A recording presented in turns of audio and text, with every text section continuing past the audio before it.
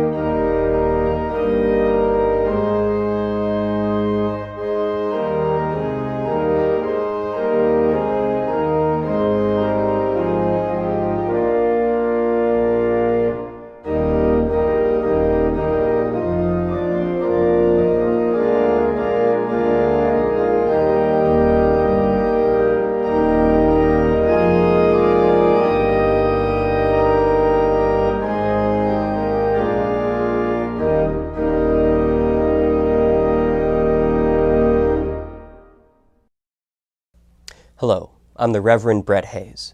Welcome to Part 3 of our History of St. John's, Gloucester. This segment covers the years when St. John's was guided by her longest-serving rector, the Reverend Joseph H.C. Cooper. The Reverend Cooper presided over the construction of the critically needed parish hall. It was a time when the famous family of John Hayes Hammond, friend and advisor to several presidents, worshipped at St. John's alongside the families from Nova Scotia and Newfoundland. It was a time when World War I and the Spanish flu pandemic claimed the lives of many from Gloucester and made heroes out of others. Before the Reverend Cooper retired in 1936, St. John's would also suffer through the Great Depression. In this segment, you will also see how the man who did the most to get us out of the Depression, Franklin Delano Roosevelt, had a personal connection with Gloucester. Joseph Holland Collier Cooper came to St. John's on January 28, 1908. A former Methodist, he had the reputation of being the best preacher in western Massachusetts. Looking to make a move, Bishop Lawrence offered him a choice of two parishes. Not being familiar with either, Cooper asked the bishop, "If you were in my position, which parish would you choose?" To which Lawrence replied, "Why, Gloucester, by all means. It holds the possibilities of a good future." 50 years later, in May of 1963, Father Cooper's nephew, Reverend Roy Grindy, was invited to provide the sermon to commemorate St. John's 100th anniversary. As a boy, Grindy summered in Gloucester with his uncle, staying in the rectory on Washington Street. He described the Reverend as athletic in build and bold in courage. The English-born Cooper wasn't above breaking up a drunken brawl if he happened upon one down on the waterfront on a Saturday night. According to Grindy, Cooper's pastoral mission emphasized that love and loyalty to the Lord were paramount, and that in worship and practice all things should be done in decency and in order. On August 8, 1910, Reverend Cooper gave the principal address at the memorial service for newly lost fishermen, an annual affair prepared by the Fishermen's Institute. After the procession made its way down to Stagefort Park, Institute President Colonel Wanson performed the reading of the names. When it was Cooper's turn to speak, he told the crowd, "So long as Gloucester remains a fishing port, and these brave and hardy sons of the sea go forth, taking their lives in their hands. So long as storms and hurricanes rage over the face of the waters, sending home the vessels with the flag at half-mast, that mute sign of battle or death on the remorseless deep, or occasions their returning never again, so long will it remain the least the people of Gloucester can do to meet in this or some such manner once a year, and pay their tribute of respect and sorrow to her fishermen lost at sea. A few minutes later, Cooper showed his revulsion for the seedier aspects of the fish town. It is a well-known fact that very many of these young men who go out on Gloucester's fishing boats come to us from the provinces, where they have been reared in Christian homes amid clean and wholesome surroundings, but ashore in Gloucester visibly deteriorate, falling victims to the human sharks lying in wait for them among our wharves, tempted into some one of the many hellholes whose existence we tolerate. I repeat that we tolerate, for these places exist by our consent, and to say, as some people in Gloucester do say, that we must allow these things, or we shall drive the fishermen away, is at once to libel the fishermen, and to admit our own sordid greed and cowardice.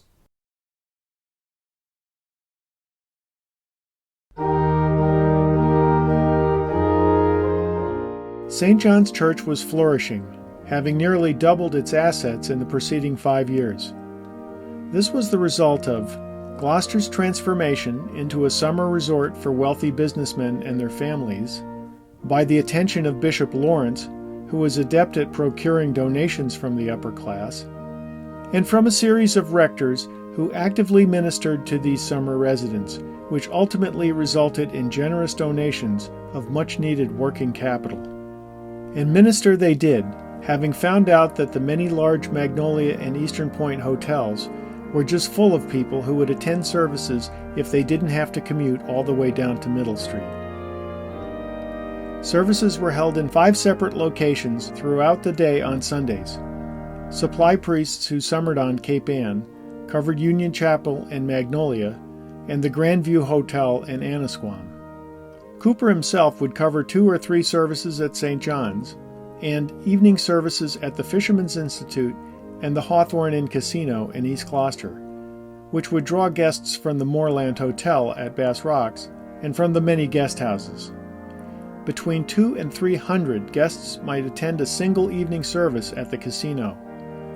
The huge Colonial Arms Hotel on Eastern Point burned to the ground 3 weeks before Cooper came to town.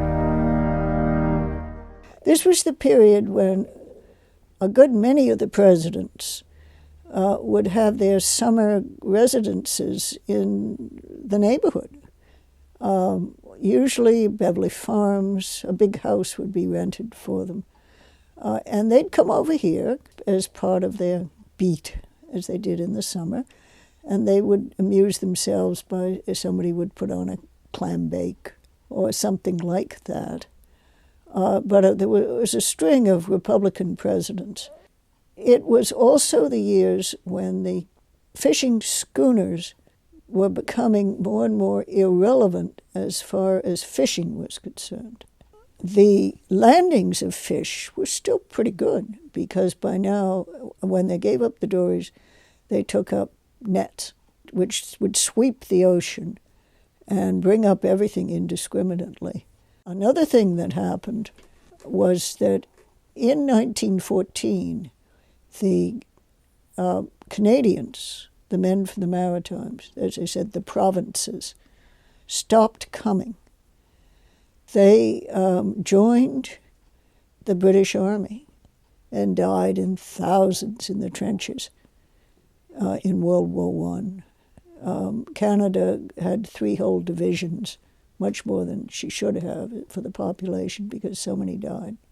And that, in combination with the fact they no longer needed dorymen, meant that the kind of speech that Cooper gave when he first got here about the notorious neighborhoods of Gloucester, by which he meant Duncan's Point, became irrelevant.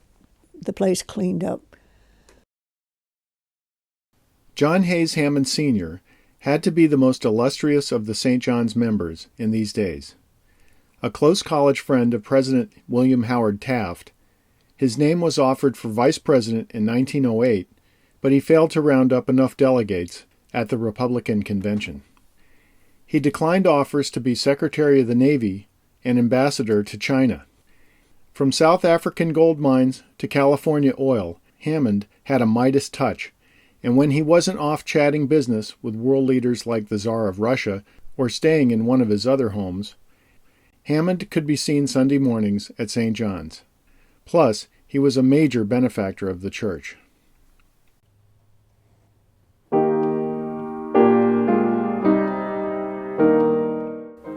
By the 1910 annual meeting, Father Cooper could report that 1909 had offered 18 baptisms, 7 marriages, 8 burials, and 2 churchings of women. Along with managing 209 services, Cooper made 400 pastoral visits.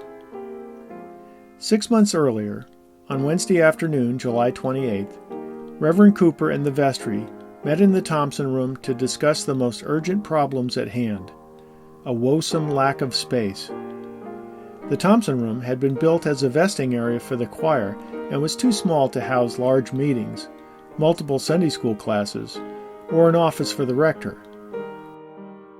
Mary Younger Brown, a parishioner who owned the adjoining lot to the rear of the church, had been approached years before and offered $600 for her property. That Wednesday in July, the vestry voted to purchase the land, build a parish house of modest expense, and also forge ahead with other necessary renovations. Local architect Herman Schooner was hired to design the building. On September 17th, Miss Younger Brown sold the lot and house on Gould Court to St. John's for the sum of $1. The next day, the rector and the vestry approved Spooner's design, and the project was put out to bid, later choosing Benjamin Clark as contractor. The proposed building's amenities included a comfortable parlor with a fireplace made from pasture rocks, several rooms for the Sunday school, an administrative office, a well-appointed kitchen, and on the second floor, an auditorium with seating for 250 people. The basement would boast a Mercer steam boiler with coal pockets run on 2 circuits, so the church or parish hall could be heated independently. The kitchen and bathrooms were to be fitted with both cold and hot water, and there was space in the basement to allow for a small gymnasium. There was a lift or dumbwaiter which allowed for the passage of supplies from the lower side delivery entrance, off what is now the parking lot, to be quickly brought to the kitchen a floor above, and the auditorium a floor above that.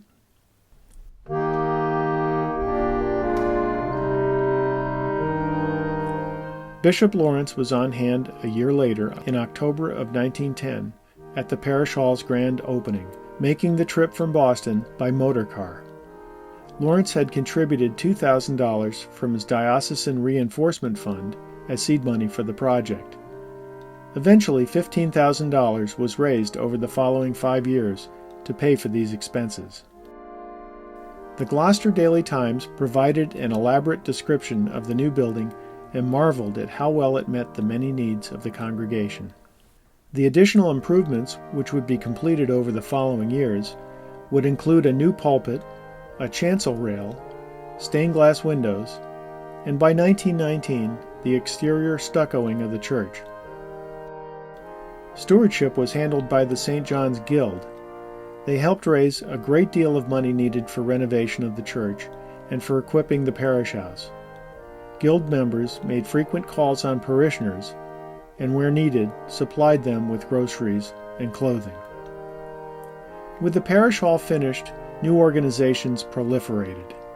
The Altar Guild, Grace Thompson's St. Agnes Guild for Girls, the Men's Club, a Couples Club, the Girls' Friendly Society, the Young People's Fellowship, and by 1932, the Newfoundland Society.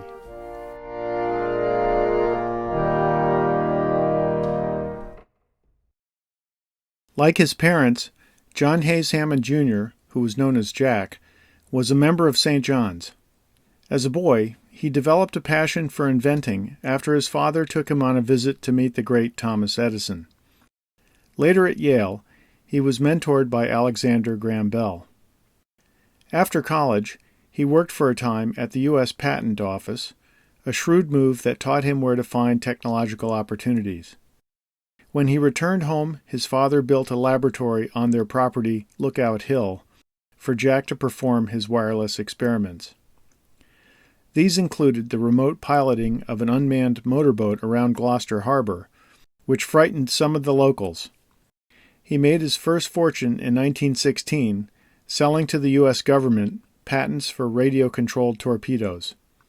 Today, he is considered the father of radio control. When Jack wasn't deep at work in his laboratory, he socialized on Eastern Point with a bohemian group of artists and intellectuals who were members of Boston society. Among them was Abram Piatt Andrew, an economics instructor at Harvard who taught Franklin Delano Roosevelt. Piatt Andrew went on to direct the U.S. Mint and serve as Assistant Secretary of the Treasury for William Howard Taft. Andrew's particular friend was Henry Sleeper, a nationally noted antiquarian and interior decorator who built the lavish home Beauport next door after visiting Andrew's red roof on Eastern Point. Beauport was expanded several times before 1925 and became the major showcase for Sleeper's interior design and decoration business. Isabella Stewart Gardner, John Singer Sargent, and Henry James could be found at Sleeper's Beauport gatherings. Among the younger members of this group was Jack Hammond's close friend Leslie Buswell, an English actor with royal connections. Buswell had a mind for the sciences, but it was his dramatic skills that got him invited on a 1913 American tour, which eventually landed him in Gloucester. When World War I broke out, he quit the stage to help Jack Hammond with his experiments in radio communication. But soon he was called away to France to help out A. Piatt Andrew.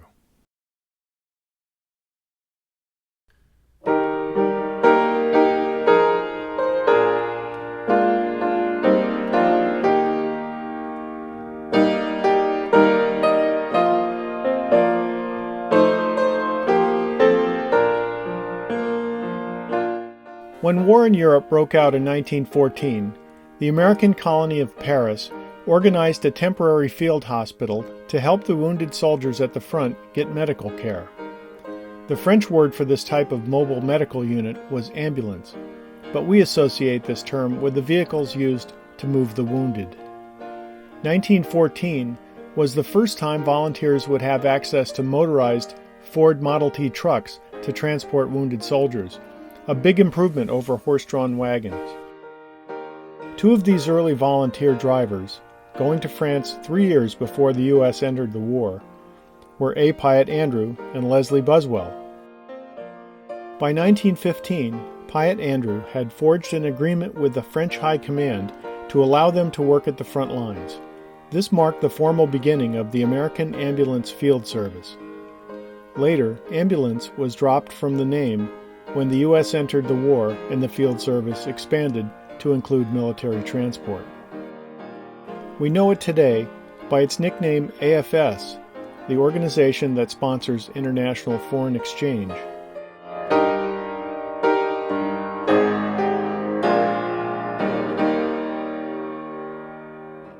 These Gloucester friends, Piatt Andrew, Buswell, and Henry Sleeper, were instrumental in the growth of the American Field Service to an organization with over 2,500 wartime volunteers. Sleeper was responsible for raising donations and facilitating the recruitment of young men from American colleges and universities. The volunteers often served under extremely dangerous combat conditions, and by the end of the war, some 127 had been killed. The French would award the Legion of Honor to both A. Piatt Andrew and Henry Sleeper. Buswell's work as an ambulance driver and his acts of valor crawling out into no man's land at night to drag wounded men to safety, earned him a French Croix de Guerre. His letters to Sleeper and others back in America described in harrowing detail a first-person account of the war.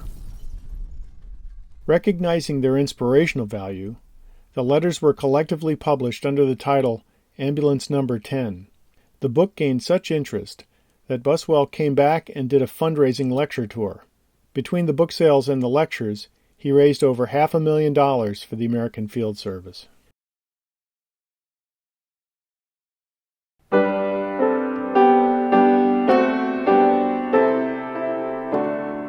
Chester Grant was among the men who left Gloucester for Europe in 1918 and saw action in the Battle of Chateau Thierry.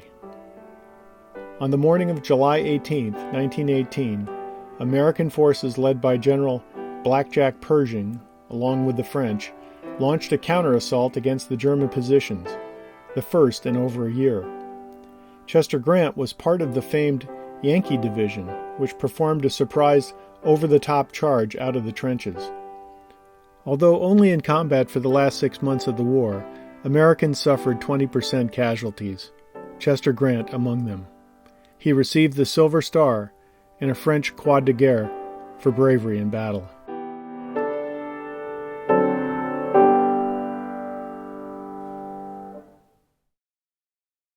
Grant would spend the next 35 years in community service geared largely towards veterans' affairs, and was a major figure in Gloucester politics.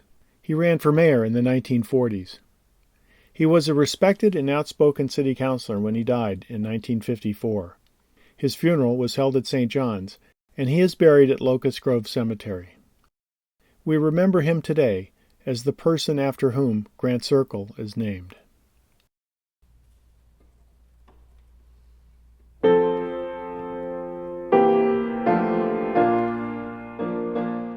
In 1918, with the U.S. involved in combat in the last few months of the war, an outbreak of the influenza virus became the most serious pandemic in recorded history. The 1918 Spanish flu was responsible for 50 to 100 million deaths. Ironically, two factors pertaining to the war contributed to its lethal spread. One was that young American servicemen were grouped together in close living quarters, whether on base or on trains or troop ships. The other factor was that the modernization of these transport systems facilitated the spread of the virus from one continent to many. First reported in January at an Army post in Kansas, by August, a more virulent strain appeared simultaneously in France, Sierra Leone, and Boston. One of its victims was St. John's parishioner Phillips Haskell. Phillips was a graduate of Dartmouth College who married Ruth Bradley and lived next door to the rectory at 163 Washington Street. When the U.S. entered the war, he joined the Navy Reserve and was assigned to the Naval Training Camp in Hingham as a chief quartermaster. Sometime in August, he was exposed to the virus. He was quarantined at the Gallops Island Naval Hospital in Boston Harbor and died of pneumonia on September 29th. He is buried at Oak Grove Cemetery. Phillips Haskell's name can be found on the Joan of Arc statue, which A. Piatt Andrew helped get erected in 1921 to honor the Gloucester men sacrificed in World War I. We also remember Phillips Haskell by the silver chalice that his mother Emma gave in his memory after the war.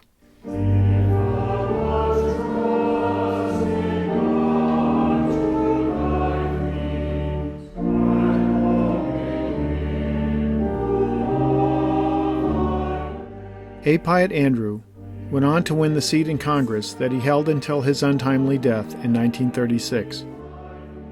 On July 4, 1953, 2 years after Gloucester was finally connected to Route 128, the high bridge built to span the Annisquam River was named in his honor. John Hammond Jr. renewed his research partnership with Leslie Buswell and went on to create over 400 inventions. Jack would also be famous for spending a significant portion of his wealth building Hammond Castle, which exemplified his love of the romantic beauty of ancient Europe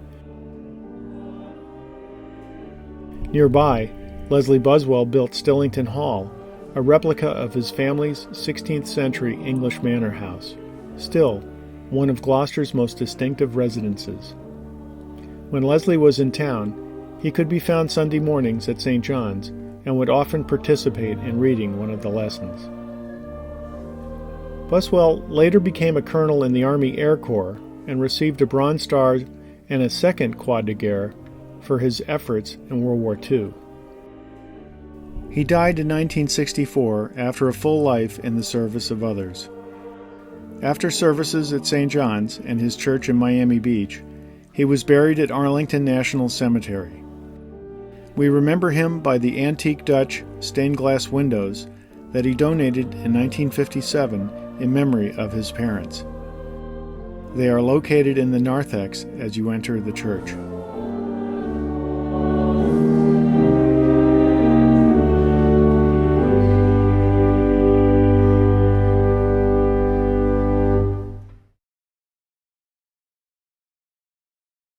Gloucester's elaborate Tricentennial celebration was held at Stagefort Park in 1923.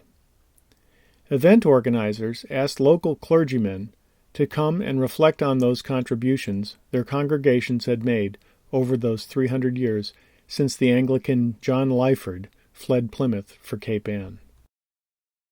When Cooper's time came to speak, he wasted no time in presenting a somewhat grandiose version of the role of Episcopalians in the founding of Gloucester. But his words reflect the general feeling of the time, that it was no accident that the English-speaking races were dominating the world. And we, Episcopalians, may take pride that it was in the mind of an Episcopal clergyman that the plan was born of founding a colony, and this same man's enthusiasm and effort which carried it through. Since we have been requested to speak of the part our respective religious organizations have played in the history and life of Gloucester, may we not take pride in this fact? May not we Episcopalians take particular pleasure in remembering at this time that it was in the womb of the Mother Church of the English-speaking races that this colony was born, and that from her breasts was drawn the first spiritual sustenance of a people destined to become great. Cooper goes on to lament that it took nearly 250 years for an Episcopal church to actually be built in Gloucester, but then his message hit a poignant note as he discussed the great toll of sorrow, suffering, and life the industry has extracted. For the thought of the many who, in the pursuit of this noble industry, have sailed away, never to come back, of the wives who have waited in vain for the homecoming of their husbands, of the children who have been left fatherless, of the watchings, the anxieties, the heartaches and the heartbreaks that have run through the pursuit of fishing back through these 300 years, makes our rejoicing to mingle with sadder thoughts and feelings. Yeah, I think that 1923, as far as Gloucester was concerned, was the top of the Anglophile expression. And in the Episcopal Church, this was a period that my grandfather, who was the Bishop of Pennsylvania from 1913 to 1923, resigned as bishop and became the first warden of the College of Preachers of the National Cathedral in Washington.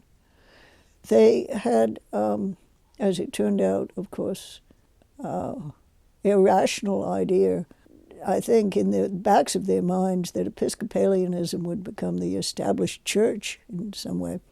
The College of Preachers was founded on All Souls College at Oxford, and they were teaching young clergy to really make use of the radio and of modern kinds of communication to give the idea, certainly, that the Episcopal point of view was the best.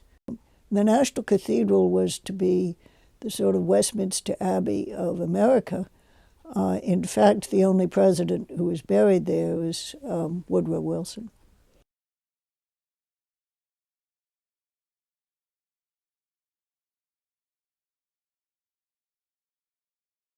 Ben Pine, I can't remember exactly when he was born, but he came out of a little tiny town in Newfoundland. Most of the men who came here were from Nova Scotia, but every once in a while you'd get some incredibly tough customer from Newfoundland. Ben Pine was a vessel manager. He was an outfitter.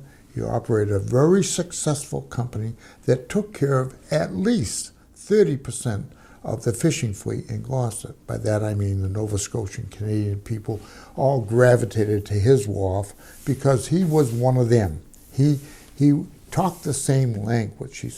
But aside from being a fisherman, Ben Pine was a natural leader, and he was a businessman extraordinaire, and he knew the value of publicity and public relations, and he was born to lead the Gloucester fisheries as far as the Nova Scotian Canadian maritime segment of the industry. There's a long history associated with the schooner races. It goes way back to the early 1900s. And of course, the rivalry was intense when fishing on the banks because the Nova Scotian vessels only had to travel out 50, 60 miles, and they were on the fishing banks. The Gloucester vessels had to travel 300, 400, 500 miles, 1,000 miles to get to the Grand Banks. So they needed to be sleeker and faster in comparison because they had to make market. Mr. Thibault made his fortune in taxicabs, I think, and he came to Gloucester, stayed in one of the big hotels and got very bored. So luckily, he got in a local taxicab and said, "Take me somewhere, more or less, where I won't be bored. I want to hear about the sea." And the driver took him to the Master Mariners, where he had a wonderful time, talking to all the old salts who had been skippers of the boats. And they explained to him about this fishing, this sailing competition, this racing competition. So he paid for the Thibault. I think she cost $75,000 when you could get a very decent fishing boat for about $25. Named for Mr. Thibault's wife, Gertrude. She was built as a racing boat. She really had no particular fishing purpose anymore. But there was a lot of competition between the men who stayed in the Maritimes and the men who came down here and fished from Gloucester and lived in Gloucester. When the competition started up, these same Canadians in Gloucester, now newly minted U.S. citizens, were really sailing in competition against their uncles and fathers and grandfathers down in Nova Scotia. So it was like one big family, except for the competitive part, and they weren't to be outdone in Nova Scotia by any of their grandsons or sons in the United States. And eventually, the provincial government of Nova Scotia had the Blue Nose built. And the Thibault and the Blue Nose went at it through the 1930s.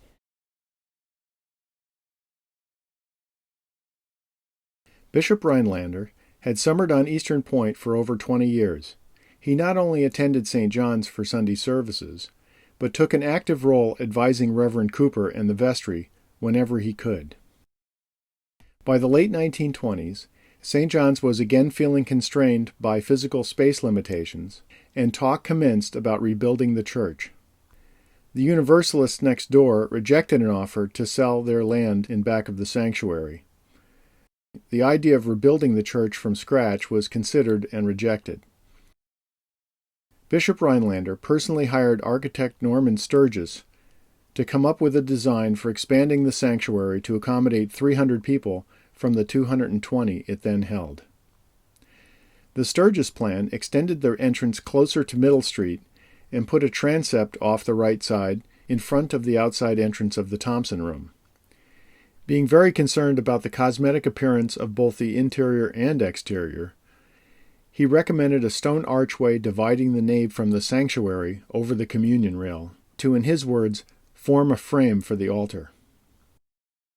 The exterior stucco, which Sturgis described as neither appropriate nor of sufficient permanence for a church in this climate, would be faced in Cape Ann granite and trimmed with Indiana limestone. The plan was ultimately scrapped for lack of funds. The Depression was in its early stages, and many of the wealthy parishioners, always the best source for funding capital improvements, had been hammered by the stock market collapse. Their temperament for St. John's expansion is best illustrated by the letter the Special Building Committee received from Natalie, the wife of John Hayes Hammond Sr. My husband and I feel strongly that this is not the time to consider enlarging the church.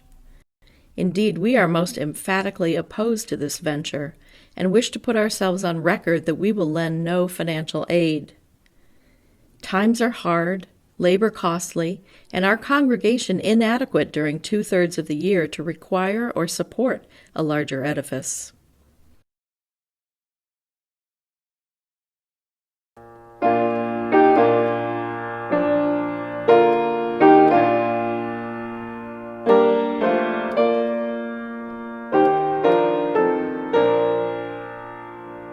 Four days before the presidential election in 1932, Howard Blackburn, the very symbol of the tenacious Gloucester fishermen, died. In the period after the turn of the century, Blackburn had become one of Gloucester's most important businessmen, and until the end continued to give money to destitute fishermen and their families. The day of his funeral, every flag in Gloucester was lowered to half-mast. The cortege, which consisted of 250 schooner captains and fishermen, followed by 40 Coast Guardsmen and dignitaries from all levels of government, took his body from inside his beloved Blackburn Tavern, and to the sound of muffled drums, slowly moved down Main Street. The honorary pallbearers included Secretary of the Navy Charles Francis Adams, Congressman A. Piatt Andrew, John Hayes Hammond Sr., who occasionally went down to Main Street to sit with Howard and listen to his wonderful stories, and Sir William Grenfell, who was knighted by King George V for his medical missionary work in Newfoundland and Labrador. The procession wound its way up Middle Street, ending at St. John's, where in Joseph Garland's words, "The air was sweet with flowers, and every pew was packed." Howard was buried at Fisherman's Rest in West Gloucester.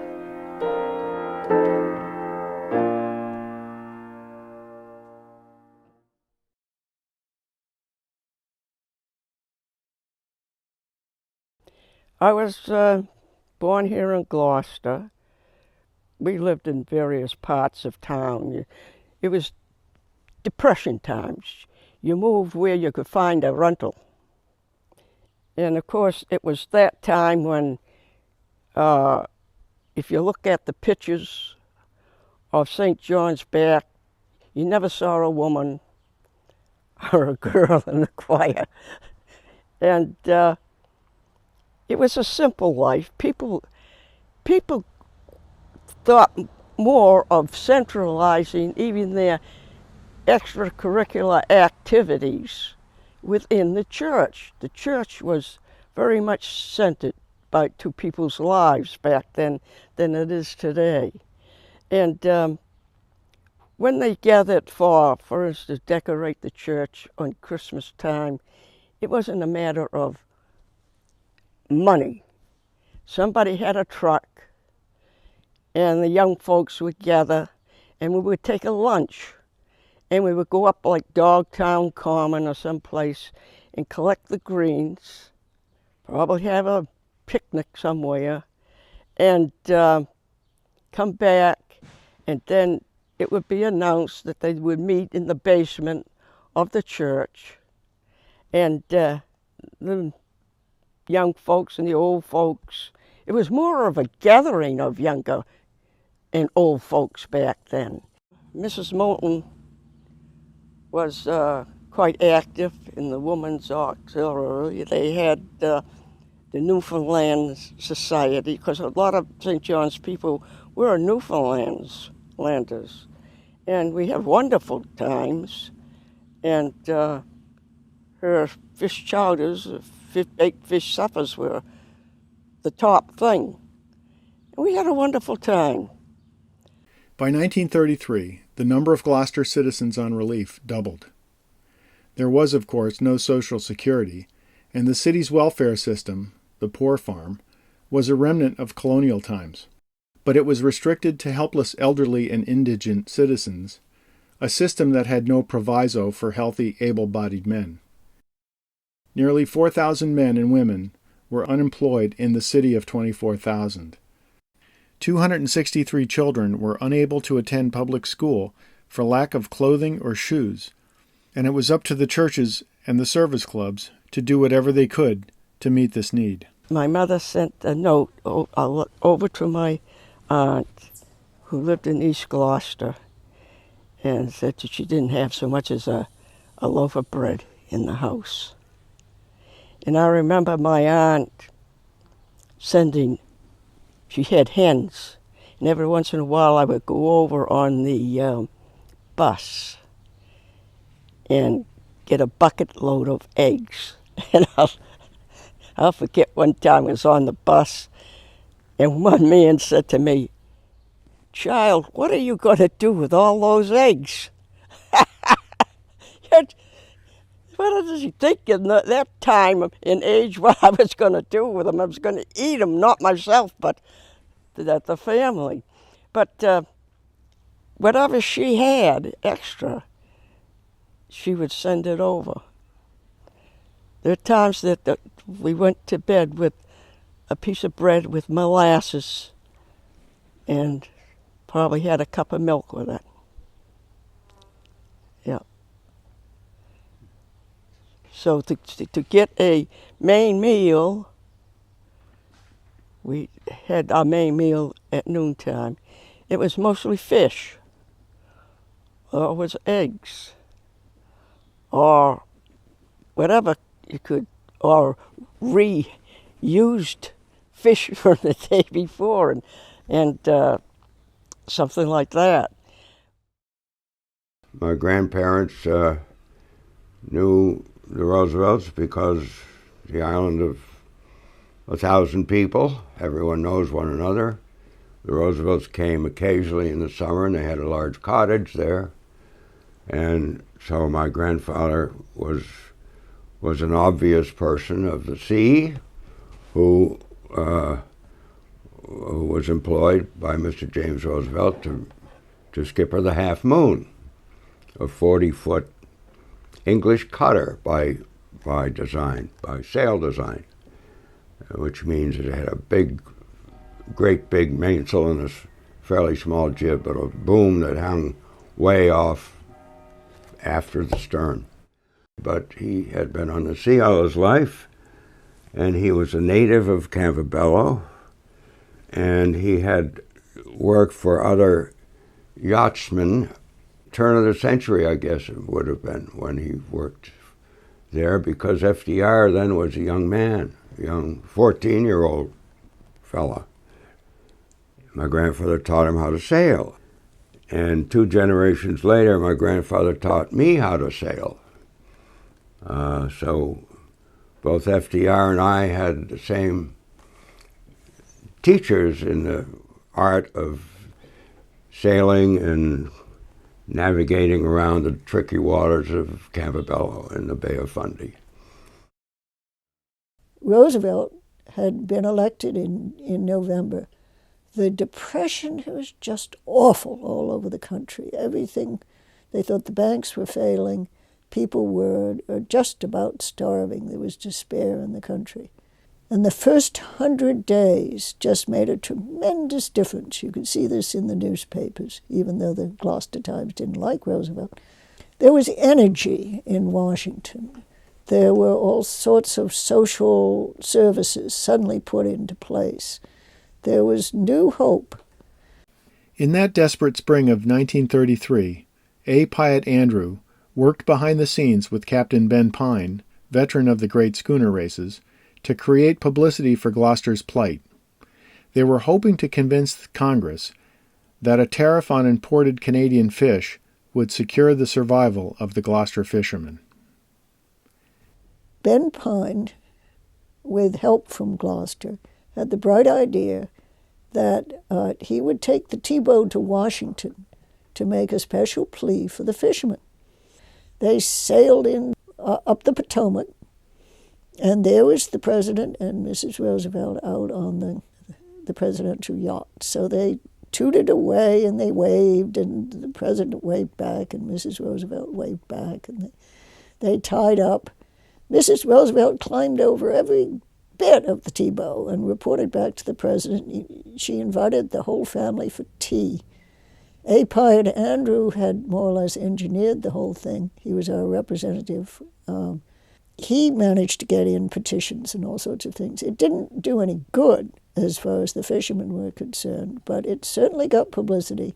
Who would ever think of sailing a vessel to the World's Fair, Chicago World's Fair, or sailing the vessel in the doldrums of the Depression to Washington, D.C. to meet President Roosevelt and promote the industry as a whole for all of New England, not just Gloucester, but for New England. He was a giant in his time. He was everything to the community.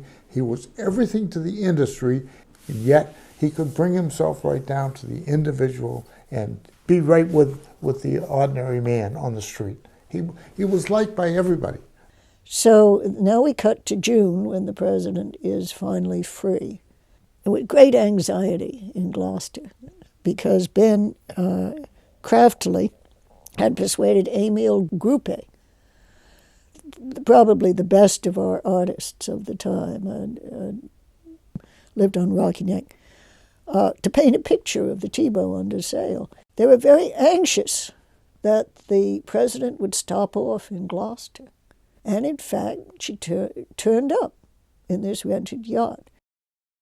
A. Pied Andrew could hardly wait. He rushed off to welcome her. Ben Pine came out, and they presented the President with the painting. Pied Andrew had been FDR's tutor at Harvard. He majored in economics graduated in 1903, I think. So there were all sorts of reasons. When I was in the Boy Scouts, and we served the honor guard for FDR when he came ashore for his visit. And I think that was the last time he appeared on Campobello in the early 30s, during his first term. We were fully dressed in Boy Scout uniform and on the wharf, and gave him a royal welcome, as was both necessary and honorable to be able to do, and I remember that very well. Of all the programs that were instituted in Roosevelt's first 100 days, 4 in particular had a notable effect on Gloucester. The Civilian Conservation Corps, or CCC, utilized unemployed young men and veterans to improve open space and recreational facilities like state parks. Along with providing shelter, food, and clothing, these men were paid $30 per month, of which all but $5 was sent home to their families. More ambitious was the Works Progress Administration, or WPA, which carried out public works projects, constructing buildings, bridges, and roads. In Gloucester, WPA money resulted in the post office on Dale Avenue, the State Fishing Pier, and the high school off Centennial Avenue. But much of the WPA money came to Gloucester in the way of smaller improvements that would help to enrich the life of the community. Playgrounds, baseball fields, and basketball courts were places where children could be taught courtesy and safety. Courses in woodworking and crafts were also offered, as well as navigation for the young men interested in the merchant marine. My mother was a homemaker, but she did work on the WPA, and the reason because it was the Depression and had to have the extra income. After school, I would go down and wait in front of the post office. The post office then was where Brown's building is today. And I would wait for her to come up from, it was around the waterfront down the Roger Street area that the building was. And she would meet me at my mother would meet me at the post office and go home. The WPA where she worked, they made clothing. And a lot of the clothing I wore to school came from the WPA. But I thought nothing of it. I wasn't even ashamed of it. It was a common thing. A lot of people would be screaming socialism, but I don't think Roosevelt was a socialist. He was far from a socialist. He was a genuine capitalist. It was just a matter of knowing how to financially put your money where you get your best results.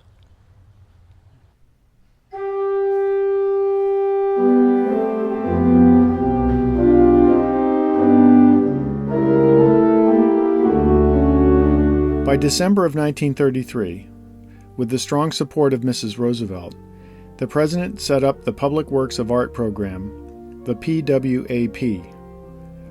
Though its purpose was to support artists impoverished by the Depression, as a bonus, it created professional art on the walls of public buildings. Charles Allen Winter was chosen for murals in City Hall. He made some sketches from photographs of local people and utilized 8 recent mayors as models for the first town council. In one scene, Winter offered his vision of Gloucester's yet unrealized dream of the high bridge over the Ennisquam River.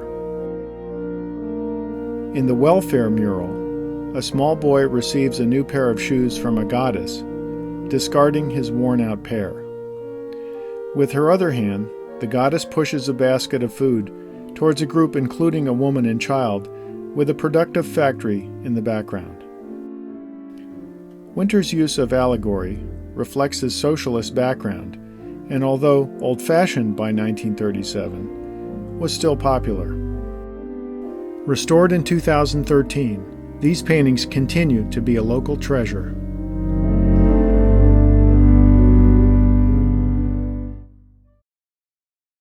Until 1935, the United States was the only modern industrial country without a national system of Social Security. With the majority of the New Deal programs designed to provide only short-term relief, the Social Security Act has to be one of the most significant parts of Roosevelt's pre-war legacy. Social Security not only established a permanent system of universal retirement pensions, but also provided welfare for the handicapped and for fatherless children. At Roosevelt's insistence, it was funded by payroll taxes rather than from the general fund, so as, in his words, to give the contributors a legal, moral, and political right to collect their pensions and unemployment benefits. I do remember back when Reverend Cooper was here, and I remember when he was left and how everybody was sad that he was leaving. Of course, they realized it was time for him to go. We don't all stay around forever, none of us. So anyway, but he had a very good reputation and was very much loved in the parish. He just had that person about him that the children knew that he was there like a shepherd for them. And the adults respected him for his authority. There was a time they wanted to get card playing in the church. No way. If you can't, there were Sunday night services, you know. And he told them right out, you can't come to church on Sunday night. You're not going to come here to gamble. He was very strict, but he's very kind, and he was what you call a real caring pastor.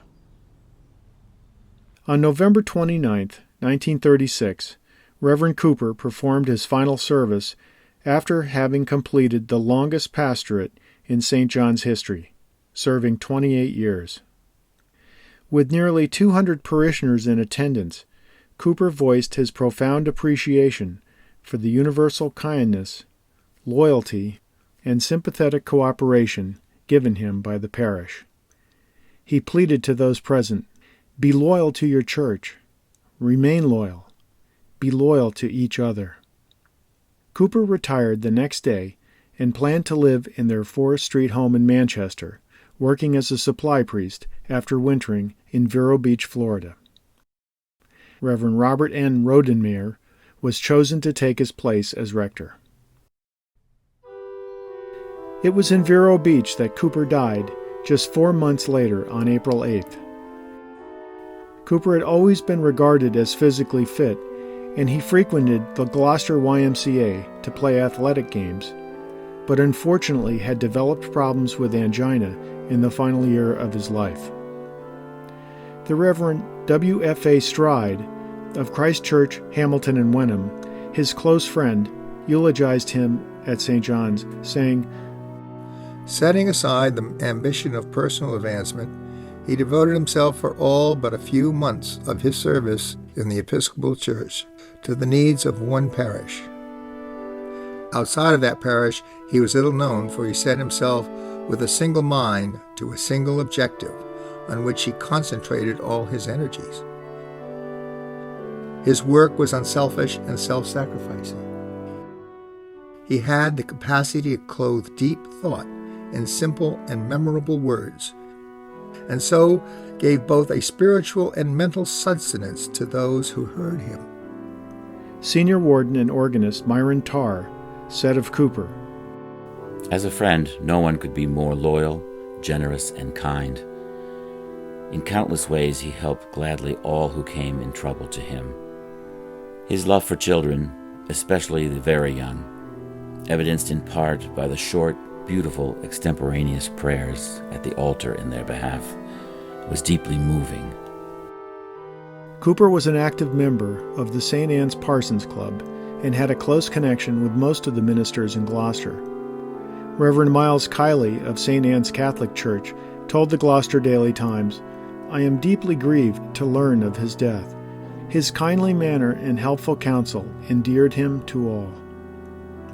Joseph Cooper was survived by his wife Flora, his adult sons Kenneth and Raphael, and 3 grandchildren. We remember him with the St. Paul window, installed in 1953, in appreciation of his ministry.